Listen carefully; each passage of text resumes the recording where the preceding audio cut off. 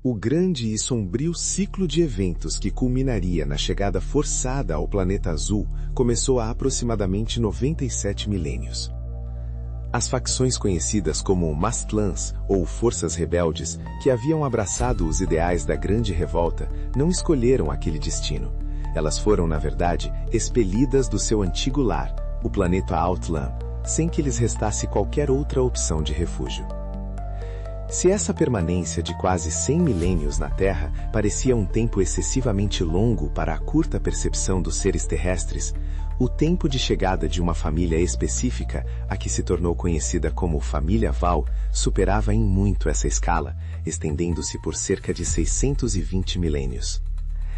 Essa família, notadamente evoluída, mas acusada de traição pelo alto comando do movimento rebelde que dominava o cosmos, aportou a Terra em um evento que já havia sido sutilmente referenciado em registros anteriores de outros tempos.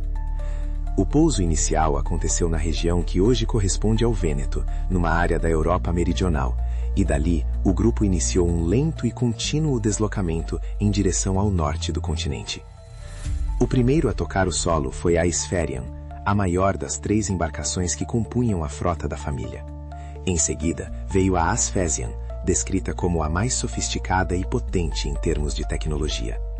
E por fim, durante quase 6 milênios ininterruptos, a menor das naves, a mais adaptada para missões de proximidade e superfícies planetárias, permaneceu em órbita, como um farol constante a sinalizar a presença da família Val naquela esfera azul e estranha. Os primeiros tempos daquele exílio imposto foram marcados por um profundo e paralisante estranhamento. Ainda que aquela família já tivesse visitado o planeta azul séculos antes, atendendo a uma antiga solicitação da inteligência suprema, o motivo subjacente ao ambicioso projeto de deslocamentos interdimensionais e viagens entre os pontos mais distantes do universo jamais havia sido plenamente compreendido pela vasta comunidade das diversas espécies que habitavam a criação.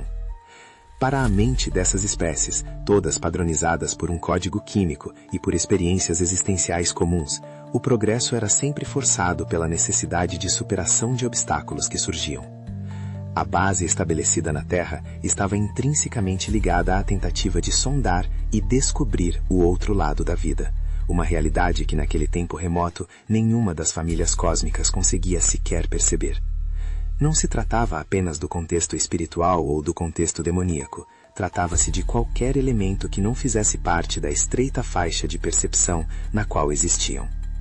Centenas de milhares de espécies, apesar de toda a sua evolução tecnológica, careciam da capacidade de sentir ou acessar dimensões além da primitiva e densa realidade físico-material em que estavam imersas desde o início dos tempos universais. Essa limitação era o enigma central que motivava os esforços do mentor cósmico e das forças hierárquicas que o cercavam. Aquele exílio, iniciado há mais de 600 mil milênios, era apenas o primeiro e mais doloroso passo de uma jornada que transformaria radicalmente a própria natureza da família Val. Eles estavam prestes a descobrir que, para superar as fronteiras da percepção, precisariam confrontar a fronteira da própria existência. O mentor cósmico, que os seres de sua espécie chamavam de o primeiro em comando, havia sido projetado para existir neste universo como uma porção de força colapsada, prenhe de um programa genético mental único, originado por uma das altíssimas entidades da criação universal, um dos senhores da vida pertencentes ao ordenamento geopolítico da Tríade. O mentor cósmico foi engendrado já sabedor de que existia muito mais do que os seus sentidos biodemo podiam captar. E se ele próprio, em sua condição biodemo, lutava para perceber a realidade que o marcava enquanto sua fonte primordial, pior era a ignorância e a incapacidade dos demais viventes do universo. Nenhum deles detinha a faculdade ou habilidade mental para perceber além das fronteiras impostas por aquela realidade pesada e primitiva. Aquele era um problema seríssimo. Após inúmeras experiências e tentativas levadas a cabo pelo mentor e seu séquito de assessores, chegou-se a uma conclusão crucial. Para que a percepção coletiva pudesse romper aquela barreira dimensional, seria necessária a edificação de um portal. Seria um portal astral, funcionando de modo semelhante aos túneis que encurtam as distâncias cósmicas, mas capaz de conectar não apenas galáxias deste universo, mas também universos distintos. Este projeto, anterior até mesmo à grande revolta cósmica, motivou a primeira vinda da família Val à Terra. A Terra, por sua vez, fora escolhida como base operacional para esse portal, devido a complexos contextos existenciais que se desenvolviam paralelamente em múltiplas faixas de realidade. O que as comunidades sabiam a respeito do surgimento da vida inteligente naquele padrão mental específico era que ela havia surgido com certo mistério, advinda de situações e lugares situados além das fronteiras do espaço-tempo universal. Havia a lenda de que eram todos produtos de uma experiência biológica, de padrão predominantemente mental, sem expressão de polaridade sexual ou instinto animalizado. Ninguém tinha certeza de nada. As espécies surgiam em diferentes mundos, já com padrões mentais definidos e programados, e nenhuma delas conseguia fugir ou alterar a pré-definição das destinações coletivas. Dentro do conhecimento herdado pela família Val ao longo dos últimos 900 milhões de anos, houve apenas uma única vez em que um ser ousou fugir dos limites de sua programação mental, e esse ato gerou uma doença cuja contaminação mental foi avassaladora. Esse ser foi o líder rebelde. Dada a natureza do código genético original e o fato de a condição mental de todos estar conectada imediatamente aos demais elos de sua leva existencial, a descontinuidade promovida por um único membro da família rebelde afetou de maneira surpreendente aqueles que convergiram sua energia mental pessoal com os ideais daquele líder.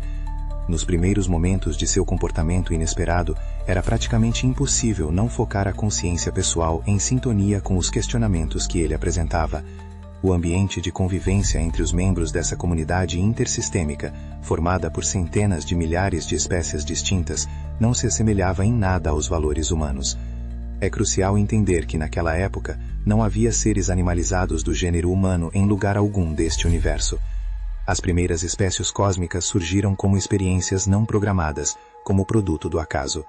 Contudo, o gênero biológico mental ao qual pertenciam os Val, corpos biológicos sem sexualidade ou instinto de sobrevivência animalizado, parecia ter sido trabalhado por mãos invisíveis com vistas a alguma destinação, cujo rumo foi perdido há cerca de 700 mil anos, com a eclosão do problema que culminou na Grande Revolta. Eles sentiam-se como parte de um grande enigma, sendo trabalhados na busca da solução para algum problema cósmico. Mas desde que aportaram à Terra, primeiro no planejamento do portal, e agora como párias desamparados, viram-se perdidos, sem centro de progresso e sem contato com as facções. E o pior, não havia sensação de futuro programável para suas inteligências.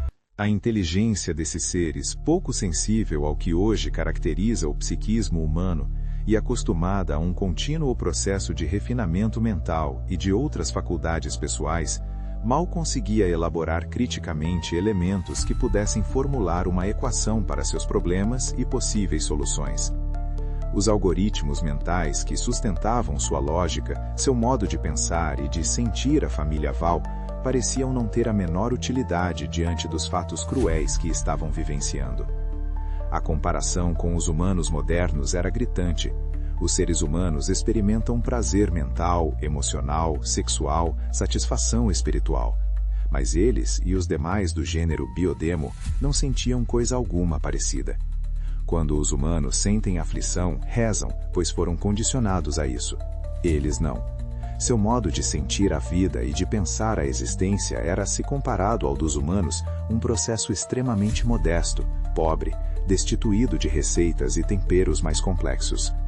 A razão residia no grau de programação de sua destinação mental, imperioso no sentido do progresso e da obediência aos ditames da sua lógica, que por sua vez era submetida ao impulso incessante do avanço. O impulso ao progresso, que para eles era vital, correspondia ao que nos seres animalizados seria o mero instinto de sobrevivência. Para os membros da família Val, o grande desafio era elevar o foco do psiquismo do ter que progredir intelectualmente para o progresso espiritual, o qual abrange todas as faculdades latentes da alma. Nos últimos milhões de anos, o único fator de diferente em suas vidas havia sido a convivência com o mentor cósmico, cuja simples presença motivava e instigava a ousadia na construção de novos sentimentos e novas posturas. Mas isso era um produto de relação entre mestre e aluno, não a adoração ou veneração que surgiria mais tarde entre os humanos do planeta azul. O que estava disponível no psiquismo Val não parecia significar nada perante as exigências de sua situação dramática, um destino jamais antevisto.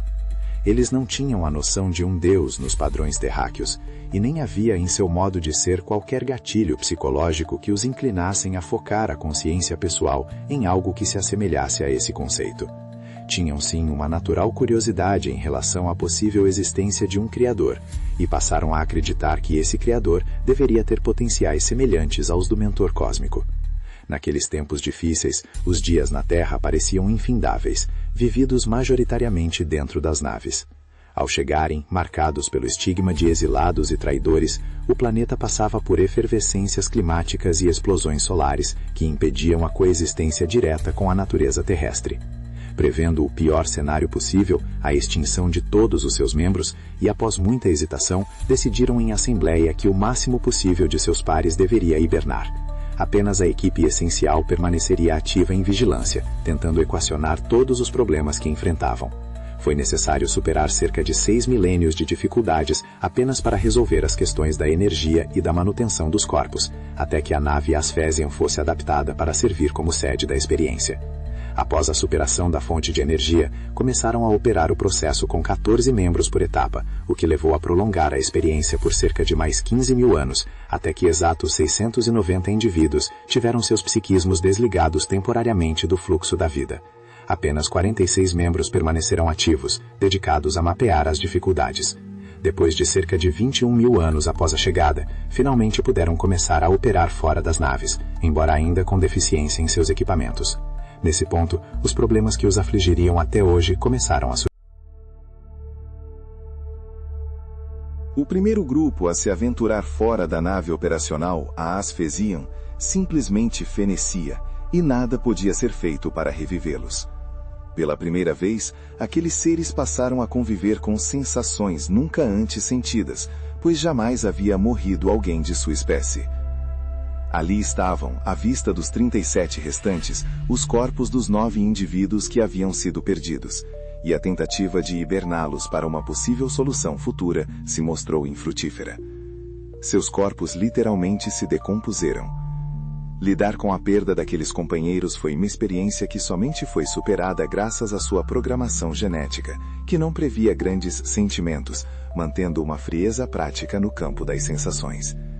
Contudo, apesar desse código genético, os 37 despertos começaram a sofrer, sem o saberem naqueles tempos, por mutações genéticas advindas dos estranhos sentimentos que foram forçados a experimentar perante aqueles fatos inusitados. Até a sua saída do sistema estelar ancestral, a pandemia decorrente da doença do líder rebelde ainda não havia matado ninguém, e nem as guerras cósmicas haviam ocorrido. O que estava acontecendo ali, na Terra, era uma novidade dolorosa. A nave operacional, a Esferon, havia pousado desde que a hibernação se tornou uma necessidade, mas a família não havia tomado as providências adequadas antes da vinda ao planeta, o que os obrigou a improvisar estratégias. Com o surgimento da raça humana, evento que passou a ser acompanhado pela inteligência central da família Val, os sobreviventes começaram a perceber a existência de muitos seres que poderiam ser considerados terráqueos, mas de origens distintas, convivendo naquele mundo. A inteligência central era o fator resultante do que cada mente da espécie Val aprendia e repassava a um impensável processador de informações mentais, sustentado conscientemente pela vontade de cada um. A preservação desse processador único foi o real motivo da blindagem tecnológica que adotaram como modo de protegê-lo das intempéries mentais, ambientais e políticas. Lamentavelmente, por terem sido a única família a se manter unida no âmbito do problema cósmico que envolveu todas as espécies biodemo, somente o seu processador se mantivera operante.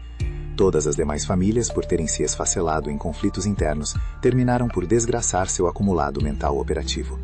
Assim, a família Val se tornava o único foco de sustentação de um recolhedor de progresso mental com capacidade de modificação do código genético, a partir da simples interação da mente que o acessa. O destino da família Val era agora crucial para a atenção do Criador e de suas hostes. Ao perderem os 9 companheiros cujos corpos preservaram por longo tempo na tentativa infrutífera de revivê-los, os sobreviventes passaram a desenvolver um método de acompanhamento vibratório das células de seus corpos em decomposição. Com sua tecnologia, aprisionaram o máximo de moléculas químicas, seus códigos genéticos originais, e após trabalhos de milênios, conseguiram reconhecê-los entre os membros da espécie humana. Ao perceberem a migração das mentes particularizadas daqueles seres perdidos para a espécie humana emergente, vislumbraram o antes impensável, o contexto espiritual ou algo que a isso se assemelhasse. Aquela havia sido uma de suas principais descobertas científicas no exílio terrestre. Esse conhecimento permitiu a ampliação de sua compreensão a um nível que lhes abriu a percepção de novos horizontes de busca, o que modificou o psiquismo e provocou mais mutações nos 37 seres despertos. A frieza programada estava se quebrando sob o peso da mortalidade alheia e da descoberta da alma. Com a certeza da migração espiritual de seus companheiros, surgiu um novo e inquietante dilema. Se os 390 membros hibernados permanecessem adormecidos por muito mais tempo, os despertos evoluiriam a tal ponto de progresso, devido às mutações não programadas, que haveria uma defasagem insuperável entre os dois grupos. Nem mesmo o acesso ao processador coletivo resolveria essa disparidade evolutiva. Tomaram a difícil decisão de despertar todos os membros da família. Contudo, para sua profunda inquietação, os mecanismos de disparo para a etapa final do processo e os reparos necessários ao refazimento de seus irmãos simplesmente não obedeceram aos seus comandos. Mais uma faceta inusitada de sentimentos estranhos passou a povoar o frio e preciso psiquismo da existência Val. Por algum tempo, o que os humanos chamam de desespero e agonia quase passou a dominar a natureza daqueles 37 seres. A experiência, que já durava 25 milênios desde a chegada ao planeta azul, os forçavam a refletir sobre o tipo de destino que os havia levado a um mundo cuja natureza, apesar de exuberante, era assustadora aos seus olhos, repleta de experiências biológicas que ocorriam sem o menor controle de qualquer força organizada, e pior, absolutamente inócuas perante seu modo de avaliar a realidade que os envolvia. Os indivíduos da família que haviam se integrado ao gênero humano, mergulhados na espécie sapiens terrena, acionavam naturalmente o recolhedor de progresso mental da família Val, ainda que não tivessem consciência disso.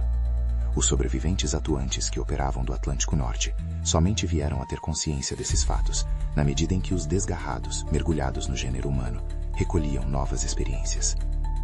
Descobriram que o DNA biodemo havia se transformado em algumas das sequências do DNA humano.